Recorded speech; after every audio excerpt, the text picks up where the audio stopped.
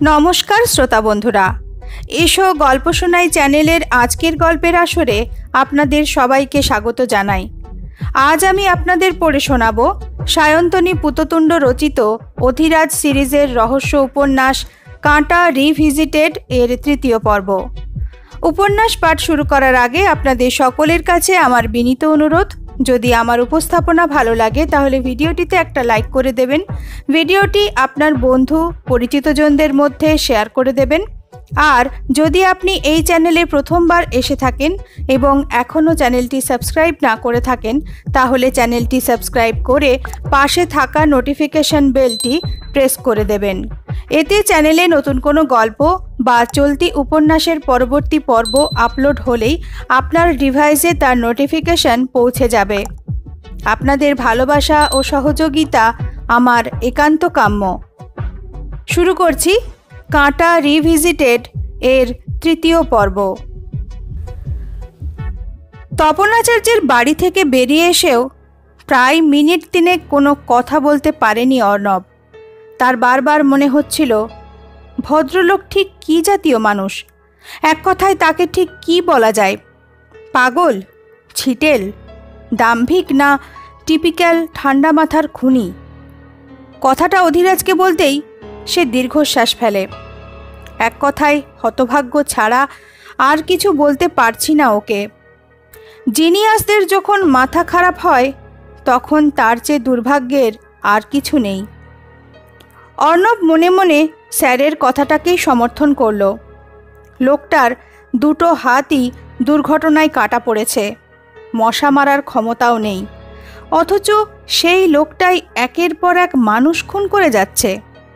নিজেই স্বীকার করছে তার অপরাধ, অথচ সেটাই প্রমাণ করে দেখানোর চ্যালেঞ্জ ছুটছে। জিনিয়াস ছাড়া আর কি বলা যায় তাকে? কাঁটাটা উনি ফুটিয়েছেন তাতে কোনো সন্দেহ নেই। ভদ্রলোক নিজেও খুনগুলোর দায় স্বীকার করেছেন। অর্ণব আস্তে আস্তে বলে, কিন্তু কিভাবে? ডক্টর চ্যাটার্জি বলছেন কাঁটার ডিরেকশন একদম ডাইরেক্ট, ঘাড়ের উচ্চতায় সোজাসুজি ঢুকেছে, একমাত্র হাত দিয়েই ওভাবে কাঁটা ফোটানো যায়। স্প্রিং গান ব্যবহার করলে সেটাও তো হাত দিয়েই করতে হবে, অথবা পা দিয়ে। কিন্তু পা থেকে কাঁটা চার্জড হলে জিনিসটা নিচ থেকে ওপরের দিকে আসবে, এক্ষেত্রে সেটাও হয়নি। তবে কাঁটাটা উনি চার্জ করলেন কিভাবে, কোন কৌশলে? তোমার কি মনে হয়? অধিরাজ গাড়ি চালাতে চালাতেই সকৌতুকে তাকায় তার দিকে। কিভাবে কাঁটাটা ফুটিয়েছেন উনি? তার মাথায় একটা আবছা সম্ভাবনার কথা আসছিল। সে আমতা আমতা করে বলে, স্যার, যদি এমন হয় যে উনি শোলের সঞ্জীব কুমারের কনসেপ্টটাই নিয়েছেন, হয়তো ভদ্রলোকের জুতোয় কাঁটা লাগানো থাকে আর উনি ঘিপ করে পাটা ক্যারাটে এক্সপার্টের মতো তুলে ভিকটিমের ঘাড়ে বসিয়ে দেন। অর্ণবের অসমাপ্ত কথাটা শেষ করে দেয় অধিরাজ। হো হো করে হেসে উঠে বলে, ওহ অর্ণব, তুমিও একটি জিনিয়াস। চতুর্দিকে জিনিয়াস নিয়ে ঘর করছি আমি। কেউ আমাকে স্টাফ করে দেওয়ালে টাঙাতে চায়, কেউ কাঁটাওয়ালা জুতোর থিওরি শোনায়, কোথায় যে যায়। হাসতে হাসতেই সে আরবাসিটা এগিয়ে দিয়েছে অর্ণবের দিকে। এ জিনিস বাজিয়েছ কখনো? বাজিয়ে দেখো। কোথায় কাঁটার থিওরি আর কোথায় বাঁশি? অর্ণব মনে মনে ক্ষুণ্ণ হয়। স্যার তার কাঁটার থিওরিটা পাত্তা তো দিলেনই না, উপরন্তু এখন বাঁশি বাজাতে বলছেন। বাজাও বাজাও। অধিরাজ হেসে উঠে বলে, কাঁটার কৌশল বের করার চেয়ে এ বাঁশি বাজানো অনেক বেশি কঠিন। বাজাতে না পারো, অ্যাটলিস্ট ট্রাই তো করে দেখো। অর্ণব বিরক্ত হয়ে বাঁশিতে দায়সারা ফু দেয়। কি আশ্চর্য, বাঁশি সম্পূর্ণ নীরব। সে আরেকবার চেষ্টা করে, এবার অনেক বেশি সিরিয়াসলি, কিন্তু বাঁশি বাজল না। একটা সামান্য বাঁশি, অথচ তার কি অটুট নীরবতা, যেন কিছুতেই বাজবে না পণ করে বসে আছে। অর্ণব গাল ফুলিয়ে শরীরের সমস্ত অক্সিজেন বুকে ভরে প্রাণপণ সেটাকে বাজানোর চেষ্টা করছে, কিন্তু তার হুঁশাস করাই সার। দম ফুরিয়ে গেল, বংশীবাদকের মুখ লাল হয়ে গেল, ঘাম বেরিয়ে গেল, তবু বাঁশি বাজল না। থাক, হয়েছে। অধীরাজই শেষ পর্যন্ত তাকে বাঁচায়। আর বেশি চেষ্টা করলে আস্ত ফুসফুসটাই মুখ দিয়ে বেরিয়ে আসবে, তবু বাঁশি বাজবে না। তুমি একটা জোয়ান শক্তপোক্ত লোক হয়েও যেটা বাজাতে পারছো না, সেটাই ওই ভদ্রলোক অনায়াসে বাজিয়ে দিলেন। ফারাকটা বুঝেছ? ফারাক?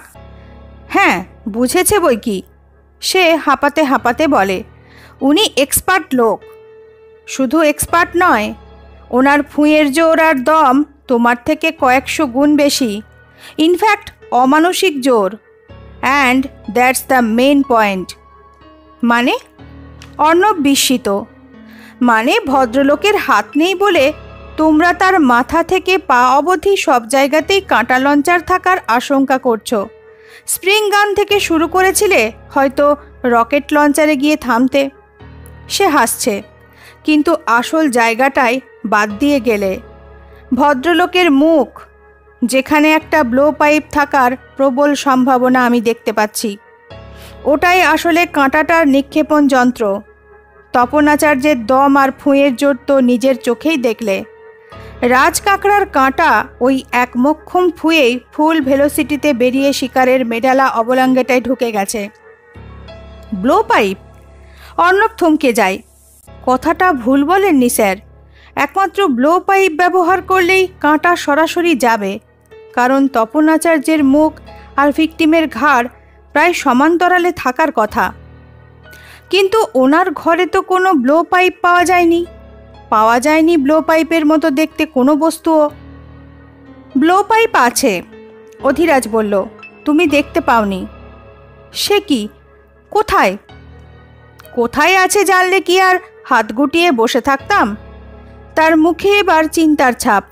কিন্তু ব্লো পাইপ আছেই। আমার অনুমান এত সহজে ভুল হয় না। আমার মন বলছে কাঁটা না পাওয়া গেলেও ও বাড়িতে ব্লো পাইপ একটু খুঁজলেই পাওয়া যাবে। একটু খোঁজা? প্রথমে দেবাশিস, পরে অর্ণব নিজে গোটা বাড়িটা প্রায় গরু খোঁজা খুঁজে দেখেছে। তাতেও স্যারের একটু খোঁজা হলো না। শোনো অর্ণব, অধীরাজ আস্তে আস্তে বলে, বেরোবার আগেই জায়গাটার লোকেশনটা দেখে নিয়েছি। এই অঞ্চলের কাছাকাছি মেন রোডের ওপরে গোটা তিনেক ধাবা আছে। আমি গাড়ি থেকে নামবো না। তুমি প্রত্যেকটা ধাবায় গিয়ে প্রথমে মৃত ব্যক্তিদের ফটো দেখিয়ে জিজ্ঞাসা করবে যে তারা কখনো সেখানে খেয়েছিল কিনা।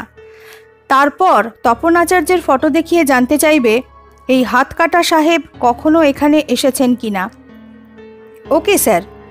বলেই হঠাৎ তার খেয়াল হলো, কিন্তু তপনাচার্যের ফটো পাবো কোথায়? অধীরাজ ভুরু নাচালো। সে মোবাইলটা এগিয়ে দেয় অর্ণবের দিকে। অর্ণব অবাক হয়ে দেখে মোবাইলের পর্দায় তপনাচার্যের সম্পূর্ণ অবয়বের ছবি। ভদ্রলোককে লুকিয়ে অনেক কায়দা করে তুলেছি। সে হাসছে। আর কোনো প্রশ্ন? অর্ণব কথা মতো কাজই করল। প্রত্যেকটা ধাবায় নেমে খোঁজ করে দেখল। প্রথম ধাবার মালিক কাউকেই চিনল না। দ্বিতীয় ধাবার মালিক তপনাচার্যকে চেনে, কিন্তু মৃত ড্রাইভারদের কাউকেই চেনে না। হাতকাটা সাহেব সম্পর্কে জানালো যে তিনি নিজে খুব কমই আসেন। এই জায়গাটা তার বাড়ি থেকে একটু দূরে বলে নিজে তেমন আসেন না। তবে তার অ্যাটেন্ডেন্ট মদন মাঝে মধ্যেই এ ধাবা থেকে খাবার নিয়ে যায়। তৃতীয় ধাবার নামটা বেশ মজাদার, বেবি সিংকা ধাবা। একটা বিরাট দশাশই চেহারার দাড়িগোঁফ গালপাট্টাওয়ালা পাগড়ি বাঁধা শিখ ঘুরে ঘুরে তদারকি করছিল। তার নামই নাকি বেবি সিং। তাকে জিজ্ঞাসা করতেই সে হাউমাউ করে জানালো, হ্যাঁ, হাতকাটা সাহেব রোজ রাতেই তার ধাবায় আসেন, খাওয়া দাওয়া করেন, লস্যি টস্যি পিয়েন, তারপর চলে যান। আর মৃত 3 ড্রাইভার, হ্যাঁ, তাদেরও দেখেছে বটে। এদের মধ্যে একজন তো এমন পিয়েছিল যে খাবারের দাম না মিটিয়েই চলে গিয়েছিল। কিন্তু এসব খুনটুনের ব্যাপারে সে কিছুই জানে না। ওয়াহেগুরুর কিরে। বেবি সিংয়ের ধাবাতেই তবে আমাদের কাঁটা বাবা তার কীর্তিকলাপ চালাচ্ছেন। সব বৃত্তান্ত শুনে বলল অধীরাজ। কিন্তু ভাগ্নে মদনের কেসটা তো ঠিক বুঝলাম না। ভাগ্নে কোথায়? অ্যাটেন্ডেন্ট তো। সে অর্ণবের দিকে তাকায়। গাড়ি চালায় বংশীবদন, সঙ্গে যে যায় ভাগ্নে মদন। বংশীবদনকে তো দেখে এলাম, কিন্তু ভাগ্নে মদনকে দেখলাম না। এক যাত্রায় পৃথক ফল হয় কি করে? হয়তো কোথাও বেরিয়েছিল। হবে হয়তো। অধীরাজ এ প্রসঙ্গে আর কথা বাড়ায় না। বাদ দাও, আপাতত দুটো কাজ করার আছে। একটা তুমি করবে, অন্যটা আমি। কি কাজ? আর একটু অন্ধকার হলেই আমরা ফের ফিরে যাব তপনাচার্যের বাড়িতে। আমি সেখানে নেমে যাব, আর তুমি গাড়ি নিয়ে শটান ফিরে আসবে বেবি বাবার ধাবায়। এখানে একটু আড়ালে বসে তন্দুর মুরগি সাঁটাবে আর চতুর্দিকে নজর রাখবে। তপনাচার্য রোজ রাতেই যখন ডিনার করতে এখানে আসেন, তখন আশা করা যায় যে আজও আসবেন। তিনি বাড়ি থেকে বেরোনো মাত্রই ফোন করব। তিনি এখানে পৌঁছনো মাত্রই একদম কড়া নজর রাখবে তার উপরে। 1 সেকেন্ডের জন্য চোখের আড়াল করবে না। তার মুখে এবার দুশ্চিন্তার ছাপ। ভীমরুলের চাকে আজই ঢিল মেরেছি। উত্তেজিত হয়ে কিছু ভুল কাজ করেও ফেলতে পারেন। বিশেষ করে ভাগ্নে মদনের অনুপস্থিতিটা একটু বেশিই ভাবাচ্ছে। সে আজ বাড়িতে ছিল না, অতএব জানে না যে আজ স্বয়ং আইজি সিআইডি মাঠে নেমে পড়েছেন। আর আপনি? অর্ণব অবাক হয়ে বলে। আমি ততক্ষণ ওর বাড়ির আম গাছটা পরীক্ষা করে দেখি। সে হাসল। তবে ভদ্রলোক বেরিয়ে যাওয়ার পর ডাইরেক্ট ওর ঘরেই ঢুকব। তার আগে গাছে বসে কাঠপিঁপড়ে গোনা ছাড়া উপায় নেই। অর্ণব নতুন করে আর বিস্মিত হতে পারে না। অধীরাজের সঙ্গে থেকে থেকে তার বিস্ময় নামক এক্সপ্রেশনটা ক্রমশই বড় একঘেয়ে হয়ে যাচ্ছে। অপরাধীদের নিয়মই হচ্ছে ধরা পড়ার সম্ভাবনা দেখা মাত্রই প্রমাণ লোপাট করে ফেলা। অধীরাজ আচ্ছন্ন দৃষ্টিতে তার দিকে তাকিয়ে বলল, মদনের জন্য চিন্তা না করে পারছি না। সতর্ক থেকো অর্ণব। Yes sir. তপনাচার্যের ভুতুড়ে বাড়ির ঠিক সামনে আম গাছটার উপরে চুপ করে বসেছিল অধীরাজ। তার কানে ব্লুটুথ ওয়্যারলেস ইয়ারসেট, হাতের বাইনোকুলারটা নাইট মোডে আছে। আম গাছটার মগডালে উঠে সে সতর্ক দৃষ্টি রাখছিল চতুর্দিকে। তপনাচার্য এখনও ঘরে আছেন। চতুর্দিক অন্ধকার হলেও ভিতরের একটা ঘরে আলো জ্বলছে। অধীরাজ স্পষ্ট দেখতে পাচ্ছিল ভদ্রলোক বিছানায় বসে আছেন, বিশেষ নড়াচড়া করছেন না। পা দিয়ে একটা চুরুট ধরিয়েছেন, সেটাতে টান মারতে মারতে কি যেন নিবিষ্ট মনে ভাবছেন। এমনিতেই ভুরু ছাড়া লোকদের মুখ ভাবলেশীন বলেই মনে হয়, কিন্তু তপনবাবুর মুখটা যেন আরও বেশি ভাবলেশীন লাগছে। মনে হচ্ছে ওটা কোনো মানুষের মুখ নয়, মুখোশ। চুরুটে টান দেওয়ার ভঙ্গিটা একটু উত্তেজিত। অধীরাজের সন্দেহ হয় লোকটা আরেকটা খুন করবে। সম্ভবত তার প্ল্যানই বানাচ্ছে। যেভাবে ঘন ঘন ধোঁয়া ছাড়ছেন, তাতে মনে হয় কোনো সিদ্ধান্তে পৌঁছানোর চেষ্টা করছেন তিনি। এখন কটা বাজে কে জানে। অধীরাজের হাতের ঘড়িটায় রেডিয়াম ছিল বলে সেটা অর্ণবের কাছেই রেখে এসেছে। আম গাছের মগডালের অন্ধকারে রেডিয়ামওয়ালা ঘড়ি জলজল করছে দেখলে তপনবাবু কি ছাড়বেন?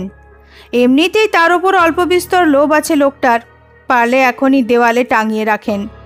একেই মা মনসা, তার ওপর ধুনোর ধোঁয়া দিয়ে কাজ নেই। এর শেষ অবধি না দেখে দেওয়ালে চড়তে চায় না অধীরাজ।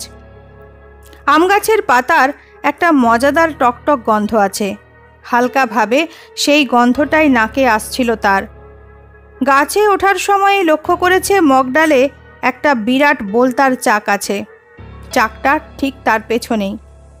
একটু নড়লেই ধাক্কা লাগবে। জমাট অন্ধকারে মিশে একদম স্থির হয়ে বসেছিল অধীরাজ।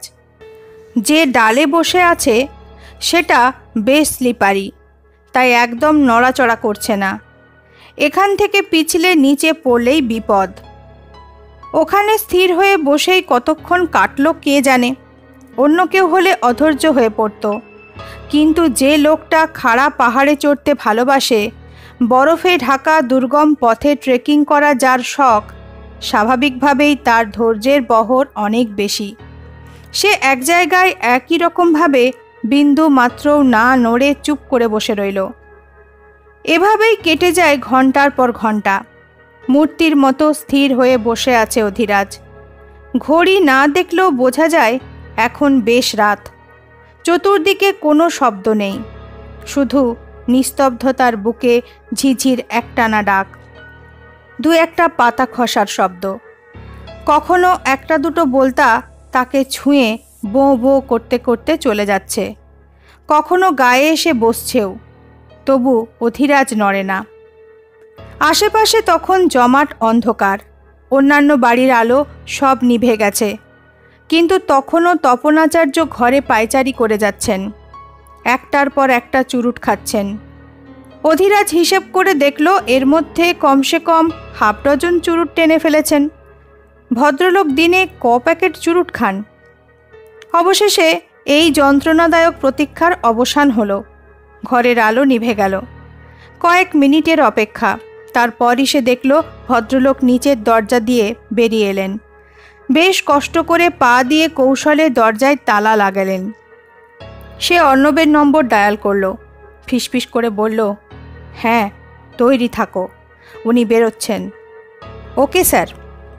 তপনাচার্য বেরিয়ে যাওয়ার পরও কয়েক মিনিট অপেক্ষা করল সে।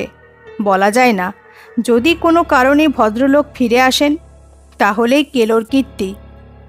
কয়েক মিনিট এভাবেই চুপচাপ কাটিয়ে দেওয়ার পর সে নিশ্চিন্ত হয়, যাক, উপস্থিত তিনি আর ফিরবেন বলে মনে হয় না, এই সুযোগেই কাজ সেরে নেওয়া যাক।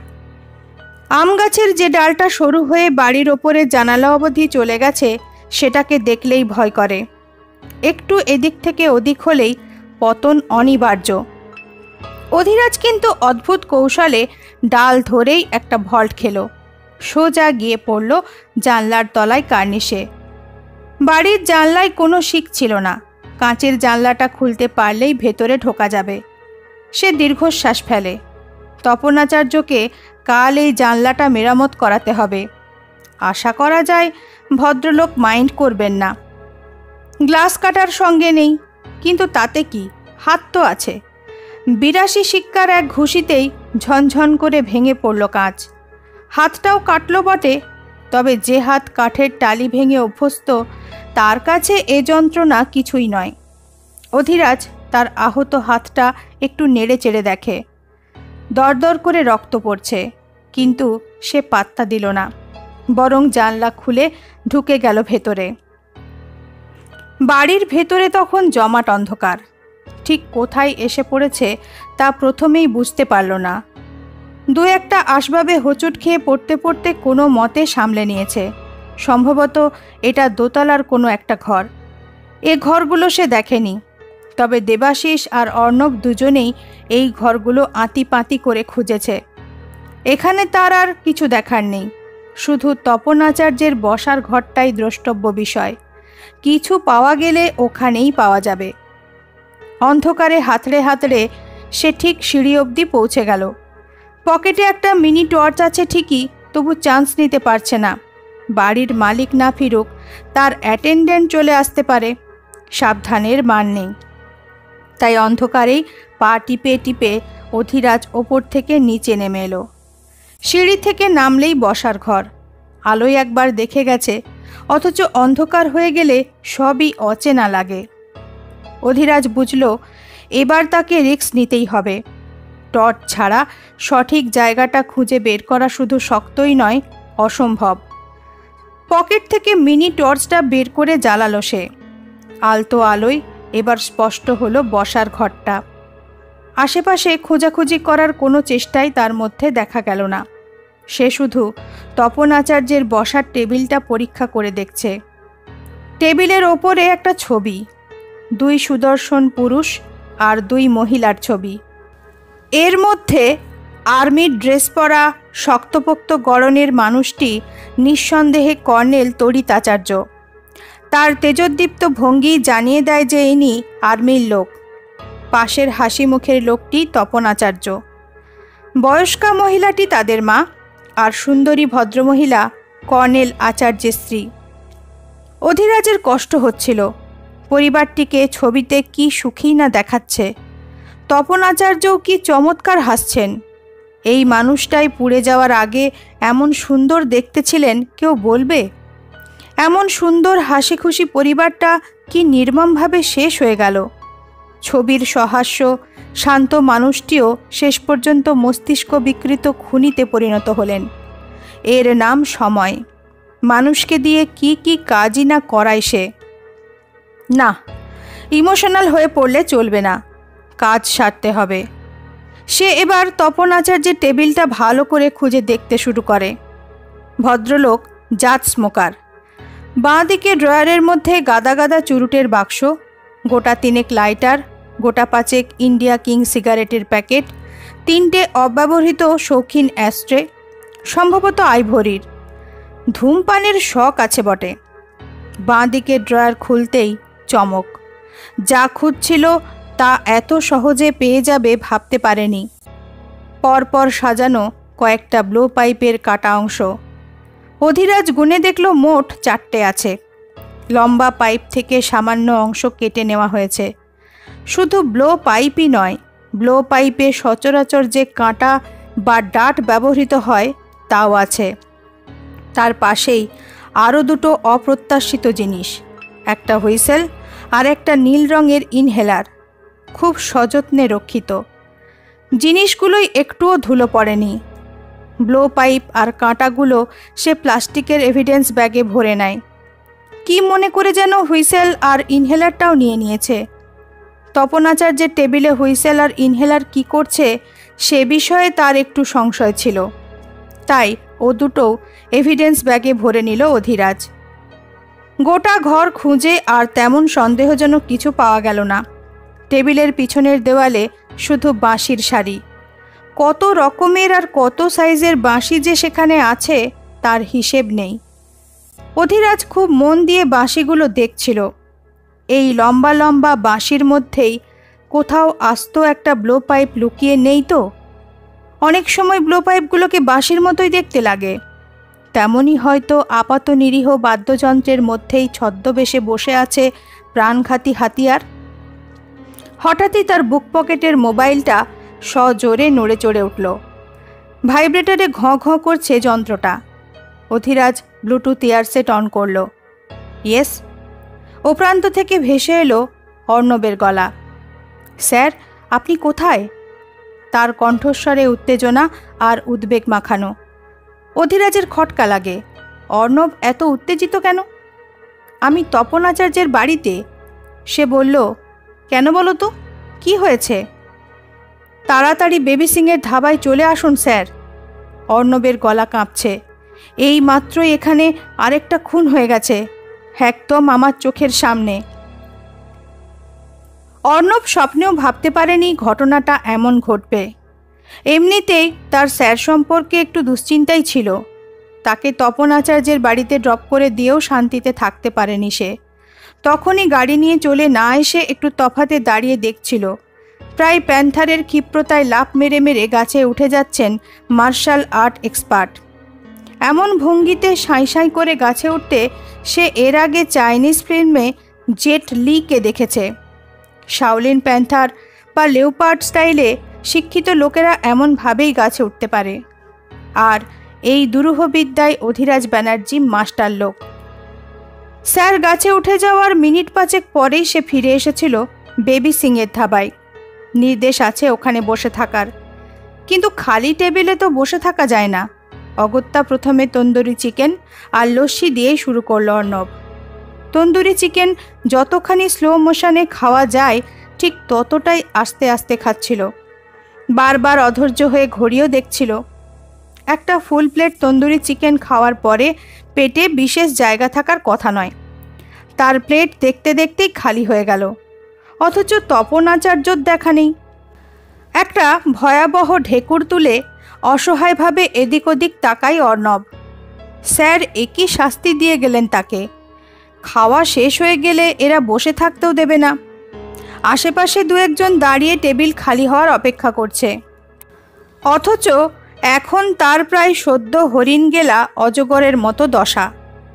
ওদিকে নিজে বোধহয় আম গাছের মগডালে বসে পেটে কিল মারছেন, আর অর্ণব একাই প্রায় 4 জনের খাবার খেয়ে পেট ফুলিয়ে বসে আছে। আস্তে আস্তে ঘড়িতে রাত 11টা বাজল। বেবি সিং এতক্ষণ ঘুরে ঘুরে সবার তদারকি করছিল। এখন তাকে দেখা যাচ্ছে না। বোধহয় সেও বাড়ি গেছে। ধাবাও প্রায় ফাঁকা। ওদিকে স্যারেরও কোনো সাড়া শব্দ নেই। এদিকে ধাবার কেয়ারটেকার জিজ্ঞাসু দৃষ্টিতে বারবার তার দিকেই তাকাচ্ছে। শেষ পর্যন্ত সে হাল ছেড়ে দিয়ে একটা পরোটা আর মটন তরকার অর্ডার দিয়েই দিল। অর্ডারটা দিয়েই মনে মনে ঈশ্বরকে ডাকতে শুরু করেছে। আরও 1 প্লেট খাবার খেলে সে এমনিই মরে যাবে। রাজকাঁকড়ার কাঁটার দরকারও পড়বে না। পরম করুণাময় ঈশ্বর বোধহয় তখন কাছে পিঠেই ইভিনিং ওয়াক করছিলেন। অর্ণবের প্রার্থনা তার কানে গেল। ঠিক তখনই স্যার ফোন করে জানালেন তপন আচার্য বাড়ি থেকে বেরিয়ে গেছেন। সে মেরুদণ্ড খাড়া করে টান টান হয়ে বসে, সমস্ত ইন্দ্রিয় সজাগ, দৃষ্টি সতর্ক। তখন আস্তে আস্তে রাস্তা ফাঁকা হতে শুরু করেছে। দুপাশে স্ট্রিট লাইট জ্বলছে বটে, কিন্তু তাতেও খুব স্পষ্ট কিছু দেখা যাচ্ছে না। এখন না গরম না ঠান্ডা, ওয়েদার চেঞ্জ হচ্ছে। তবু রাতের দিকটাই বেশ ঠান্ডাই লাগে। অল্প অল্প পাতলা ধোঁয়াশাও ছড়িয়ে যাচ্ছে রাস্তা জুড়ে। মনে মনে প্রমাদ গোনে অর্ণব। ধোঁয়াশাটা যেভাবে পড়তে শুরু করেছে তাতে একটু পরে হয়তো সব দৃশ্য স্পষ্ট দেখা যাবে না।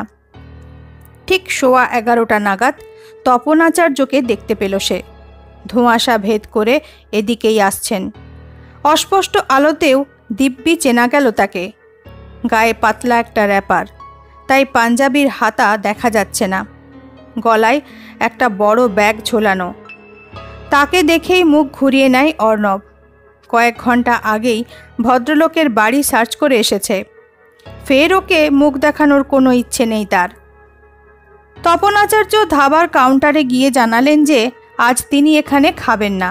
খাবার যেন প্যাক করে গলায় ঝোলানো ব্যাগটাই ঢুকিয়ে দেওয়া হয়। কাউন্টারের ছেলেটি হুকুম তামিল করতে ব্যস্ত হয়ে পড়ল। ভাবে ভাবেই বোঝা গেল যে এ খদ্দেরের গুরুত্ব তাদের কাছে আছে। 15 মিনিটের মধ্যেই খাবার প্যাক করে ডেলিভারি দিয়ে দিল। তপন আচার্যর ব্যাগটার মধ্যেই টাকা ছিল। সেখান থেকে টাকা নিয়ে যেভাবে ছেলেটি চেঞ্জটা ফের ব্যাগে ভরে দিয়েছে তাতে স্পষ্ট সে এই প্রক্রিয়ায় অভ্যস্ত। টাকা আর খাবার গলায় ঝুলিয়ে ভদ্রলোক এবার ফেরার পথ ধরেছেন।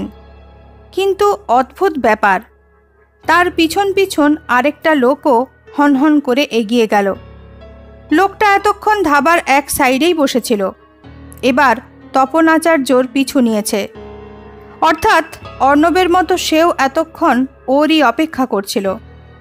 ব্যাপারটা কি হয় দেখার জন্য অর্ণব টেবিল ছেড়ে উঠে দাঁড়ায়। সাব, আপনার অর্ডার। প্রশ্নকর্তার দিকে চটজলদি উত্তর ছুড়ে দেয় সে। প্যাক করে দিন, আমি এক্ষুনি এসে নিয়ে যাচ্ছি। তাকে আর কোনো কথা বলতে না দিয়ে হনহন করে এগিয়ে যায় অর্ণব। তপন আচার্যর থেকে নিরাপদ দূরত্ব রেখে তাল মিলিয়ে হাঁটতে শুরু করলো সে। ভদ্রলোক মেন রোডের দিকেই এগিয়ে যাচ্ছেন, পিছন পিছন সেই লোকটাও। মেন রোডের ঠিক সামনে এসে দাঁড়িয়ে পড়লেন তপন আচার্য। পিছনের লোকটাও এগিয়ে গেছে তার দিকে। চাপা স্বরে কথাবার্তা চলছে দুজনের মধ্যে। হাবে ভাবে স্পষ্ট যে দুজনেই পরস্পরের পরিচিত। অজ্ঞাত লোকটা হাত পা নেড়ে কি যেন বলছে। দুজনে যেখানে দাঁড়িয়ে আছে ঠিক তার থেকে 10-12 হাত দূরত্বে একটা পান সিগারেটের দোকান। অর্ণব সেই দোকানে দাঁড়িয়ে সিগারেট কিনতে ব্যস্ত, হাতে একটা নোট, কান অন্যদিকে। দুজনের নিভৃত আলাপচারিতা শোনার চেষ্টা করছে, কিন্তু দুজনেই এত নিচু স্বরে কথা বলছে যে কিছুই শোনা যাচ্ছে না। আর চোখে তাকিয়ে সে দেখল কথা বলতে বলতেই লোকটা তপন আচার্যর পাঞ্জাবির পকেট হাতড়াচ্ছে। মিস্টার আচার্যর পিঠ এদিকে, তাই ব্যাপারটা স্পষ্ট বোঝা গেল না। কি করছে লোকটা? পকেট থেকে কি বের করছে? টাকা না অন্য কিছু? ততক্ষণে তাদের আবার ঢেকে ফেলতে শুরু করেছে ধোঁয়াশার পাতলা চাদর। সামনের দৃশ্যটা সামান্য ঝাপসা হয়ে গেছে। স্যার, আপনার সিগারেট। হ্যাঁ। সিগারেটের প্যাকেট নিয়ে অর্ণব আবার সেদিকেই তাকায়। দুজনের মধ্যে তখনও কথাবার্তা চলছে। ধোঁয়াশা সত্ত্বেও হঠাৎ একটা মৃদু আলোর আভাস দেখতে পেল সে। সেই হালকা আলোয় উল্টো দিকের লোকটার মুখ দেখা যায়। গোঁফ দাঁড়িয়ে আচ্ছন্ন একটা মুখ, একটু যেন উত্তেজিত। খুচরোটা নেবেন? দোকানদার তার দিকে চেঞ্জ এগিয়ে দিয়েছে। এক মুহূর্তের জন্য তার দিকেই মুখ ফেরালো অর্ণব। আর ঠিক সেই মুহূর্তেই ঘটল ঘটনাটা। দূর থেকেই একটা বাইকের হেডলাইট দেখা যাচ্ছিল। দুরন্ত গতিতে ক্রমশই কাছে আসছে সেটা। এটা এমন কিছু অস্বাভাবিক দৃশ্য নয়। মেন রোড দিয়ে বাইক, ট্যাক্সি, গাড়ি যাওয়াই স্বাভাবিক, কিন্তু তারপর যা ঘটল তা ভয়ঙ্কর। বাইকটা হঠাৎ যেন নিয়ন্ত্রণ হারিয়ে হুড়মুড় করে এসে পড়ল দাঁড়িয়ে থাকা দুই ব্যক্তির ওপরে। তপন আচার্য চেঁচিয়ে উঠলেন, কি সর্বনাশ! এ কি? উল্টো দিকের লোকটা বিদ্যুৎ গতিতে পিছনে ফিরেছে। ততক্ষণে বাইক একেবারে তার ঘাড়ের উপরে। আরোহী সজোরে ব্রেক কষেছে ঠিকই, কিন্তু তা সত্ত্বেও বাইকটা এসে ধাক্কা মারল উল্টো দিকের লোকটার পায়ে। লোকটা টাল সামলাতে না পেরে পুরো তপন আচার্যর ওপর টলে পড়ে। এই! অর্ণব খুচরো ফেলে ঊর্ধ্বশ্বাসে দৌড়ই সেদিকেই। বাইক আরোহী তাকে ছুটে আসতে দেখে বাইক সাইড করে নিয়েছে। তারপরই বিদ্যুতের মতো স্যাঁত করে বেরিয়ে যাওয়ার চেষ্টা করল। রোক! স্টপ আইসে! হেলমেট পরা লোকটা তার দিকে একবার দেখেই মাথা ঘুরিয়ে নিয়েছে। বাইকের গতিবেগ আরও বাড়ল। অর্ণব বুঝতে পারে বাইকের সঙ্গে দৌড়ে সে পারবে না। তার নিজের গাড়িটাও খানিকটা দূরেই দাঁড়িয়ে আছে, কিন্তু গাড়িটা আনতে আনতে বাইকটা বেরিয়ে যাবে। সে আর ভাবনা চিন্তা না করেই কোমরের বেল্ট থেকে বের করে এনেছে সার্ভিস রিভলভার। হল্ট! বাইকটা দাঁড়ায় না। সেকেন্ডের ভগ্নাংশে রিভলভার গর্জন করে উঠেছে। টায়ার লক্ষ্য করেই গুলি করেছিল, কিন্তু ফসকে গেল। বাইক ও তার আরোহী মুহূর্তের মধ্যেই বিন্দু হতে হতে মিলিয়ে গেল। ব্যর্থ হয়ে হতাশভাবে পিছন দিকে তাকায় অর্ণব। কিন্তু কি আশ্চর্য, তপন আচার্য সেখানে নেই, অথচ অন্য লোকটা রাস্তার ওপর টান টান হয়ে পড়ে আছে। সে লোকটার দিকে দৌড়ে যায়। আপনি ঠিক আছেন? বেশি লাগেনি তো? বলতে বলতেই তাকে টেনে তোলার চেষ্টা করে, কিন্তু লোকটাকে ছুঁয়েই তড়িৎপৃষ্ঠের মতো চমকে উঠল অর্ণব। লোকটার শ্বাস প্রশ্বাস পড়ছে না। সে বুকে কবজিতে হাত দিয়ে দেখল, কিন্তু নেই, কোনো প্রাণের স্পন্দন নেই দেহটায়। অর্ণবের মাথা ঝিমঝিম করে ওঠে। তার চোখের সামনেই আরেকটা খুন হয়ে গেল। আরেকটা খুন করে বেরিয়ে গেলেন তপন আচার্য। অধিরাজ যতক্ষণে স্পটে পৌঁছল ততক্ষণে লাশের প্রাথমিক শনাক্তকরণ হয়ে গেছে। ধাবার ছেলেটা তাকে তপন আচার্যর অ্যাটেন্ডেন্ট মদন বলে চিনতে পেরেছে। অধিরাজ হাতে গ্লাভস পরে ঝুঁকে পড়ে মৃতদেহ উল্টে পাল্টে দেখছিল। তার মুখ গম্ভীর, চিন্তার ছাপ প্রকট। এই ভয়টাই করছিলাম, সে বিড়বিড় করে। ছেলেটা কিছু জানত। অষ্টপ্রহর সে ওই লোকটির সঙ্গে থাকত। নির্ঘাত এমন কিছু জেনে ফেলেছিল যা বিপজ্জনক, তাই ওকে সরিয়ে দেওয়া হলো। অর্ণব মাথা নিচু করে দাঁড়িয়েছিল। তার আর কিছু বলার মুখ নেই। চোখের সামনেই মদন খুন হয়ে গেল, অথচ সে কিছুই বুঝে উঠতে পারল না। অ্যাম্বুলেন্স ডেকেছ? বডি ফরেন্সিক ল্যাবে পাঠাতে হবে। আমার অনুমান যদি ভুল না হয় তবে এবারও ওয়েপন যথারীতি রাজ কাঁকড়ার কাঁটা। অধিরাজ সোজা হয়ে দাঁড়ায়। অর্ণব অবাক হয়ে দেখে তার হাতের সাদা গ্লাভস লাল হয়ে গেছে। স্যার, আপনার হাত? ও তেমন কিছু না, কাঁচে সামান্য কেটে গেছে।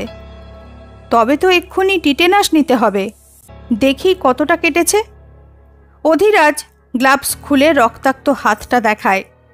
অর্ণবকে উদ্বিগ্ন হতে দেখে বলে, চিন্তা করো না, টিটেনাস নিয়ে নেব। কিন্তু তুমি ঠিক কি দেখেছিলে বলো তো? অর্ণব সমস্ত বৃত্তান্ত খুলে বলে। সব শুনে অধিরাজের কপালে ভাঁজ। একা রামে রক্ষা নেই, সুগ্রীব দোসর।